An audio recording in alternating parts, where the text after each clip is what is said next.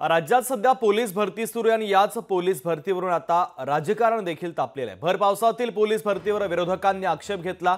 पावसामुळे पोलीस भरतीसाठी आलेल्या उमेदवारांची अडचण निर्माण होते। विरोधकांच्या टीकेनंतर गृहमंत्री फडणवीसांनी मात्र आता सावध भूमिका घेतलेली आहे। जिथे पाऊस आहे तेथील भरती पुढे ढकलण्याची माहिती देण्यात आली। महत्त्वाची आणि मोठी ब्रेकिंग न्यूज आपण पाहतोय। राज्यातील पोलीस भरतीवरून आता राजकारण तापलेलं आहे। भर पावसातील पोलीस भरतीवर विरोधकांचा आक्षेप आहे, तर पावसामुळे पोलीस भरतीसाठी आलेल्या उमेदवारांचे हाल होत आहेत। विरोधकांच्या टीकेनंतर आता गृहमंत्री फडणवीसांनी सावध भूमिका घेत जिथे पाऊस आहे तेथील भरती पुढे ढकलण्याची माहिती दिली। मी मुख्यमंत्री उपमुख्यमंत्र्यांच्याकडे मी पत्र पाठवूनही मागणी केली होती। मी आमच्या पोलीस महासंचालकांना मागणी केली होती की तुम्ही हे पावसाळ्यात घेताय ते पुढे ढकला।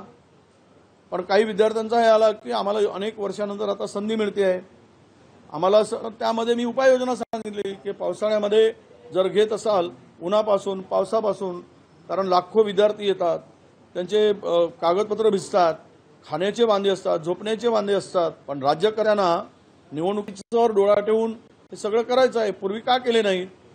याच भरती यात्रा करण्यापेक्षा पूर्वी केले असते तर अनेक विद्यार्थ्यांच्या या परिस्थितीला अनेक विद्यार्थ्यांना सामोरं जाण्याची पाळी आली नसती। पोलिसांच्या बदल्या देखील रखडल्या आहेत। मुलांच्या शिक्षणाचा प्रश्न ऐरणीवर पुन्हा एकदा आला। ये सरकार कहाँ चल रही है? सरकार नहीं चल रही है। पुलिस हो, प्रशासन हो, ये सब एक गुंडों की टोली जैसी चला रहे हैं, अंडरवर्ल्ड जैसे। जिथे जिथे पाऊस पडेल तिथे तिथे पोलीस भरती रद्द करू। अरे पावसाचा काळ सुरू झाला आता। देवेंद्र फडणवीस साहेब, तुम्ही राज्याचे मुख्यमंत्री राहिले, आता राज्याचे उपमुख्यमंत्री आहात। तुम्ही ज्या पद्धतीने वारंवार या तरुणांची फसगत करताय, त्यांच्या जखमेवर मीठ सोडतात, याचं थोडंसं तरी ठेवा। पावसात तुम्ही भरती का केली याचाही प्रश्नाचं उत्तर तुम्हाला द्यावं लागेल। म्हणजे आता जिथे जिथे पाऊस पडेल तिथे रद्द करणार। पावसामध्ये भरती का केली, पहिले का नाही केली याचा अर्थ तुम्हाला भरती करायचीच नाहीये।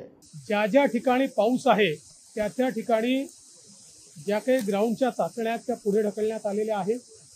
मुळातच यामध्ये हे करण्याचं कारण असं आहे की आपल्याला कल्पना आहे पुढे पाऊस वाढणार आहे, त्याच्यानंतर आचारसंहिता येणार आहे आणि त्यामुळे मग या चाचण्या जर खूप पुढे गेल्या तर त्याचा मुलांच्या भविष्यावर परिणाम होतो। कारण अनेक लोकांकरता मग ती शेवटची चाचणी ठरते। अनेक लोकांचं वय निघून जातं, अनेक लोकांना सेकंड चान्स मिळत नाही आणि म्हणून ज्या ठिकाणी पाऊस आहे त्या ठिकाणी त्यांना पुढच्या तारखा दिलेल्या आहेत। पण ज्या युनिट्समध्ये पाऊस नाही त्या युनिट्समध्ये ते कंटिन्यू केलेलं आहे। लोकशाही मराठी ऐका, पहा, जागरूक रहा।